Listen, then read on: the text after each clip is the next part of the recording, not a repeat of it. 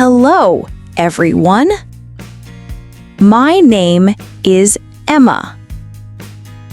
Today, I will tell you about my morning routine. I will speak slowly and clearly. This lesson is perfect for beginners and A2 learners. Are you ready? Let's start. I usually wake up at 7 o'clock. My alarm rings and I get up. I stretch my arms and smile. Then I go to the bathroom. I brush my teeth.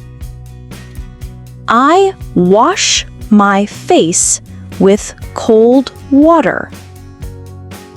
It helps me wake up. After that, I go to the kitchen.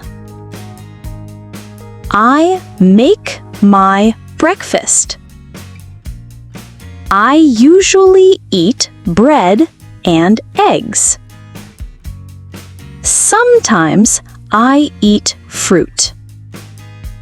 I drink a hot cup of tea. It makes me feel ready for the day. Then I choose my clothes. I wear jeans and a simple shirt.